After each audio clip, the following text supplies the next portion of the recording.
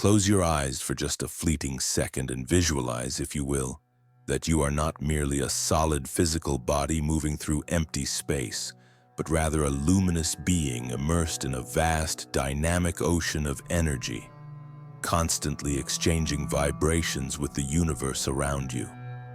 Every single word you speak, every fleeting thought you cultivate, and every emotion you harbor has the power to shape that energy, rippling out like a stone cast into a still pond. Now, with that image held firmly in your mind's eye, think back to the times you found yourself complaining. Whether about the trivial difficulties of your day, life's endless frustrations, or those looming circumstances that sit entirely beyond your control. We often dismiss these moments as harmless venting, but have you ever truly stopped to consider what happens when you complain? What stirs within the depths of your biology and what shifts in the invisible atmosphere around you? We are about to embark on a journey to discover how this seemingly simple habit can profoundly affect your energy field and consequently dismantle your physical, mental, and spiritual well-being. It is essential to understand that complaining is such a common human behavior that most of us no longer recognize it as a negative pattern. Instead, we have been conditioned to view it as a natural, even necessary form of expression or bonding. We have all found ourselves at some point caught in this web, grumbling about the weather, the traffic, the state of politics, or the small daily frustrations that seem to chip away at our patience. But to truly understand the damage being done, we must ask, what is really happening when we do this? What is complaining at its very essence, and why does it hold such a powerful, almost addictive influence over the human psyche? At its core, complaining arises from a deep-seated displeasure, a fundamental discomfort with what is, and a rejection of what appears before us in the present moment. When we complain, we are, in a very literal, energetic sense, resisting the present moment. We are declaring to the cosmos, "This shouldn't be happening, this isn't right, this harms me." And in doing so, we create a fracture in our own reality. Here lies the first crucial point that we must integrate into our understanding. By complaining, you place yourself in direct opposition to the natural flow of life, fighting against the unfolding of the now. This resistance to reality creates a fierce energetic friction, a dissonance that reverberates through your auric field like a cracked bell ringing out of tune. The ancient Greek philosopher Heraclitus, writing millennia ago, taught us that the only constant in existence is change. The universe is in a state of constant flow, and life is a perpetual movement of creation and destruction. Each moment is unfolding exactly as it must, and we cannot fight against what is presenting itself without incurring a heavy cost. Yet complaining arises from precisely this futile resistance. It is the reflection of a mind that does not accept the present as it is, a mind that is desperate to control the uncontrollable, unaware that this struggle is suffocating its own vitality. We must realize that the human mind and body are not separate entities but are intertwined in a delicate, sophisticated web of energy and influence. Every thought, every emotion, and every word we express reverberates through our biological systems, affecting both our mental clarity and our physical health.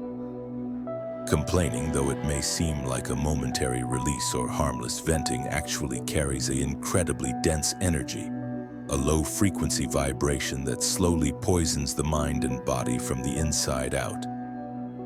When we indulge in complaint, our minds become flooded with repetitive thoughts of dissatisfaction and negativity, creating a feedback loop that is difficult to escape. Over time, this pattern begins to physically shape how we view the world. Because neurologically, our brains are highly plastic. They adapt to what we feed them, forming robust neural networks that reinforce this state of criticism and complaint until it becomes our default setting. This is not merely spiritual metaphor. It is grounded in our biology. Behavioral neuroscience expert Dr. Rick Hansen explains that the human brain possesses a built-in negativity bias, an evolutionary trait designed to retain unpleasant experiences to protect us from future risks. In the wild, remembering the location of a predator was more important than admiring a sunset. However, by reinforcing the habit of complaining in our modern lives, we amplify this bias to dangerous levels, creating a distorted perception of reality where negativity appears to dominate every horizon. By perpetuating this mindset, we trigger a cascade of chemical reactions in the body that keep us in a state of perpetual emergency. Complaining activates the body's stress system. The amygdala, the ancient brain region responsible for processing emotions and fear, sends a frantic alert signal to the body, releasing cortisol, the notorious stress hormone.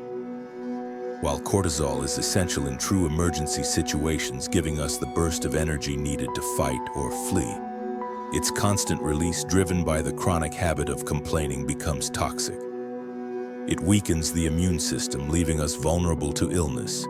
It causes systemic inflammation, which is the root of many chronic diseases, and it dramatically raises the risk of long-term health issues. The body feels this impact acutely. Studies have shown that high cortisol levels not only dismantle our immune defenses but also cause heart problems, hinder digestion, and increase feelings of profound fatigue. Those who complain constantly are often carrying a heavy psychological burden that physically manifests as muscle tension, chronic pain, and a pervasive sense of exhaustion that sleep cannot cure. It is as if the body is crumbling under the weight of the words being spoken. Every complaint is, in essence, an energetic and physical drain, a leak in your vital fuel tank.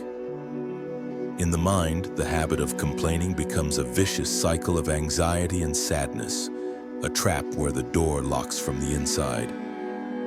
Frequent complainers tend to feel more dissatisfied and unmotivated, not because the world is inherently darker for them, but because their worldview has become clouded and limited by their own focus. Positive psychology shows us that focusing on complaints actively hinders our ability to see solutions and opportunities. It blinds us to the exit signs. It is as if complaining puts gray, distorted lenses over our eyes, restricting our perception and making us prisoners of an impoverished reality where we are the victims of circumstance rather than the architects of our destiny. When we cultivate complaints, we are feeding the energies of fear, resistance, and separation, distancing ourselves from the source of our power. We must look deeper into the esoteric mechanics of this process to truly understand the stakes.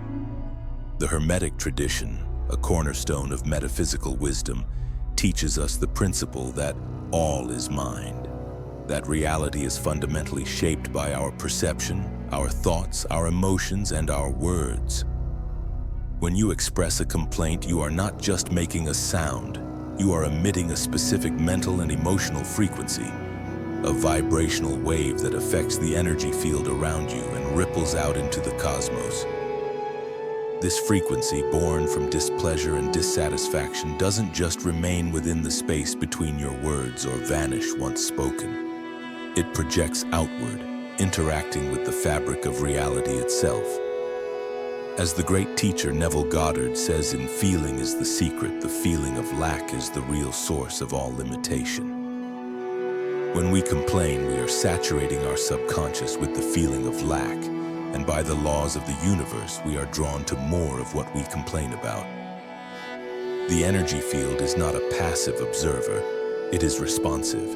It responds vibrationally, amplifying what we are emitting. Thus, complaining is not merely a verbal expression, it is an internal manifestation of resistance, a reflection of what the mind deems wrong, and a declaration of victimhood. In this process, the energy of dissatisfaction spreads like a virus, contaminating a person's energy field. Rather than flowing freely and dynamically as life force energy is meant to do, this energy becomes stagnant, dense, and disorganized. In energetic terms, we are creating a blockage, a calcification in the spiritual arteries, an obstruction in the flow of life. Unlike a harmonious energy field where energies flow freely and without resistance, creating health, synchronicities, and joy, the energy field of a habitual complainer is like a dam where energy is held back, building up pressure until it creates tension and profound discomfort. This is the true cost of trying to control the uncontrollable, of refusing to accept the moment as it is. What many do not realize, and what we often conveniently ignore, is that in this act of energetic contraction, we are not only affecting our own personal energy field, we are also profoundly impacting the energy around us. Complaining is highly contagious, reverberating into the immediate environment and onto the people with whom we interact, creating a sticky web of collective dissatisfaction. Just as a physical virus spreads through contact, this vibrational virus spreads through resonance. When we constantly complain, our aura emits low-frequency waves that ripple out like stones thrown into a pond, creating a resonance that interferes with the energy of everyone nearby. This is particularly potent in closed spaces, the room where we work, the home we live in, and the environments where we gather with family all absorb the energy of the words and thoughts circulating within them. You have likely felt this yourself, walking into a room where an argument has just occurred, or sitting next to someone who is silently seething and feeling the heaviness in the air. That is the residue of this dense energy, sticking to the walls and the people contained within. In many ancient spiritual traditions such as Buddhism and Taoism, the acceptance of the present moment is viewed as the fundamental key to inner peace and spiritual maturity. Taoism in particular teaches us that acting in accordance with the natural flow, the Tao, is essential for harmony, and this requires a profound letting go of the desire to control outcomes.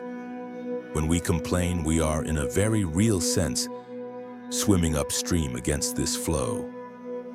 We are arrogantly telling the universe that it is wrong, that its timing is flawed, and this internal conflict generates intense suffering. In more esoteric schools of thought, it is believed that these areas of stagnant energy created by chronic dissatisfaction do something even more alarming. They attract low-vibration entities.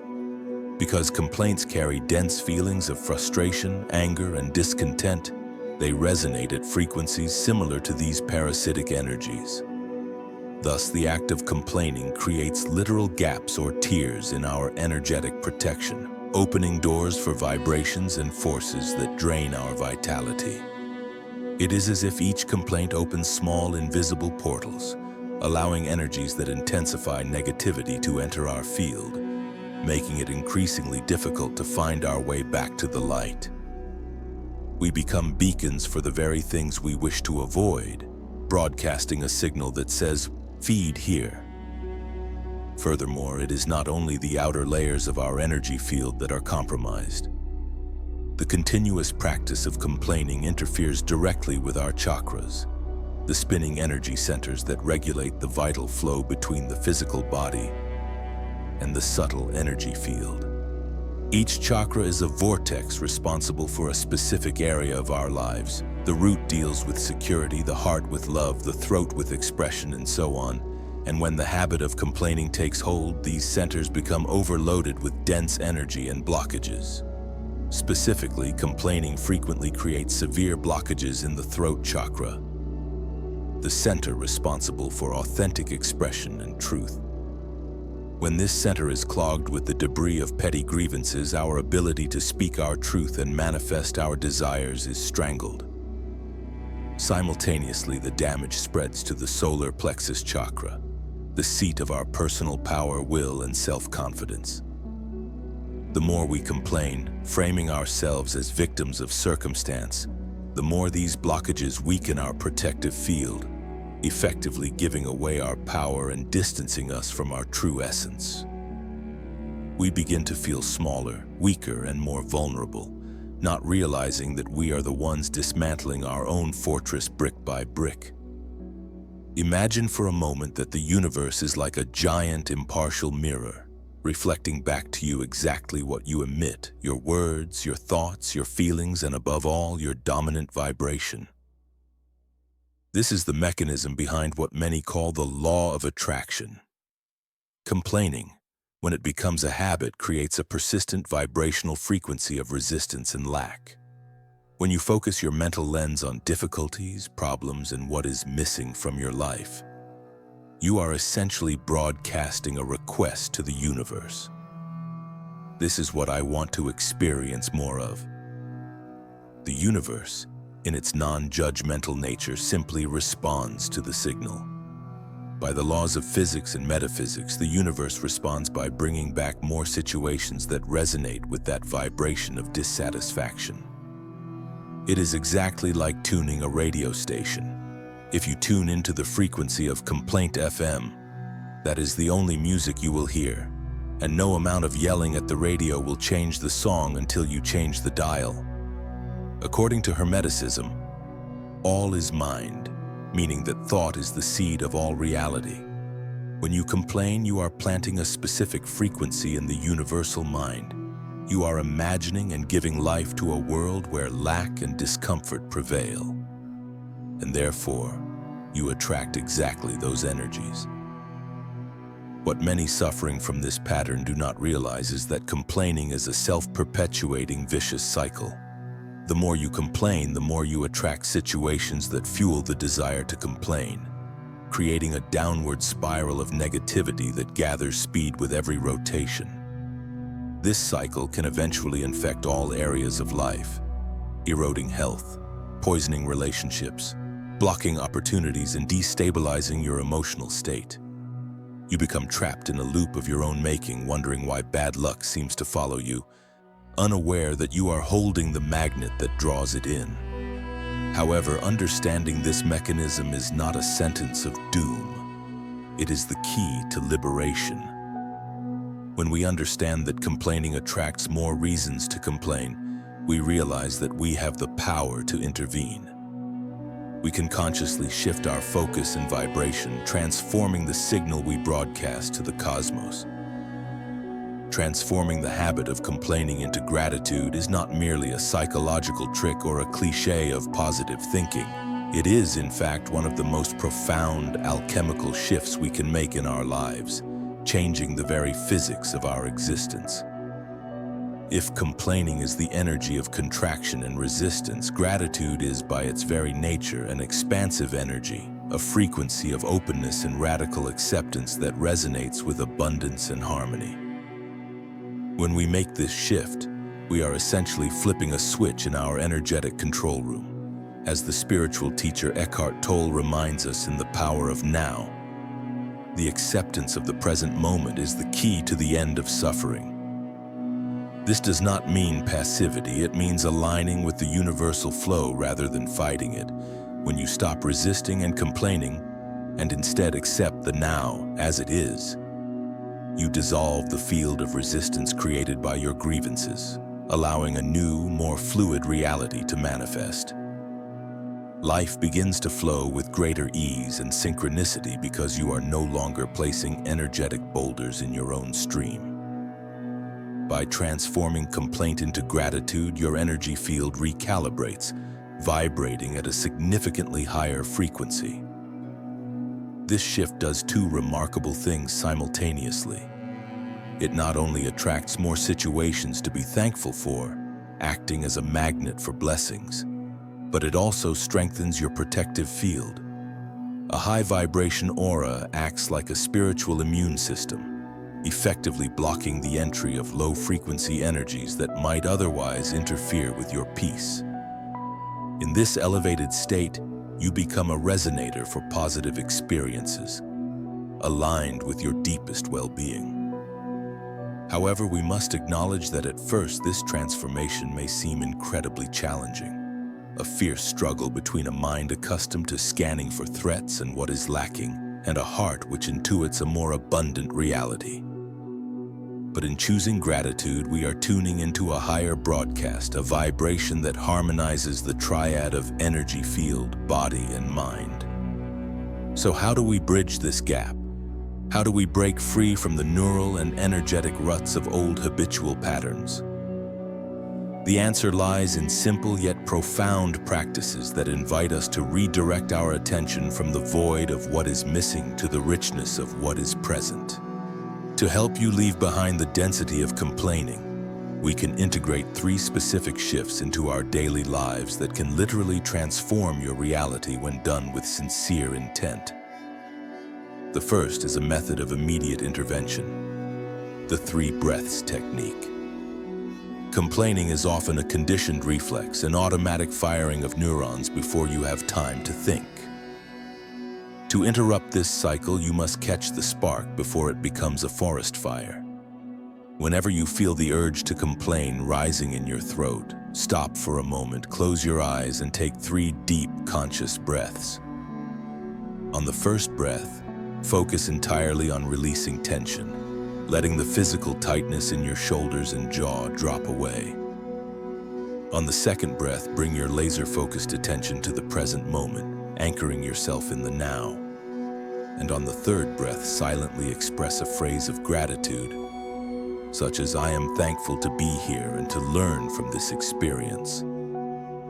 This conscious pause disrupts the automatic reaction, putting you back in the driver's seat of your mind and vibration. Once you have begun to master the moment, you must look to the long-term architecture of your mind through the practice of a gratitude journal. While writing down what we are grateful for may seem trivial, the daily repetition of this practice is a form of neuro-linguistic programming. It trains the reticular activating system in your brain to scan the environment for the positive rather than the negative. At the end of each day, take a few minutes to reflect and write down 3 things you are grateful for. This practice physically strengthens new neural pathways, shifting your default focus from complaint to acknowledgement. Over time, you will find that your mind naturally begins to seek out the good, even in challenging situations, because you have trained it to do so. Finally, to seal this new vibration into your aura, we use gratitude visualization. This practice expands your energy and reinforces positive connections in your psyche. When you wake up or before you drift into sleep, close your eyes and visualize moments and people for whom you feel deep, overwhelming gratitude. Do not just think about them. Feel this energy grow in your chest, feel it warm your heart, and then watch as it radiates throughout your entire body. Imagine this energy forming a field of golden light around you, nurturing and strengthening your aura. Over time, this practice consolidates a higher frequency in your energy field, making you a magnet for reasons to feel grateful. Transforming complaint into gratitude is a healing process, a journey toward a higher state of consciousness. Each act of gratitude is a step away from the density of complaint and toward lightness and inner peace. Thus, gratitude becomes more than just a practice. It becomes a constant vibration, a way of living that harmonizes and elevates your entire being. We must remember that complaining is more than an expression of dissatisfaction. It is a vibrational choice. Every word we speak is an energetic seed we plant in the universal field. If we sow complaints and dissatisfaction, we will harvest a crop of the same. If we plant gratitude, we harvest abundance and peace. Your thoughts shape your reality. Transform your life by transforming your thoughts, for the change begins now with the very next word you choose to say. As the Buddha wisely said, the mind is relentless. What you think you create. What you feel you attract. What you believe becomes reality. May the words you speak today be a source of light, peace, and transformation for yourself and for all beings.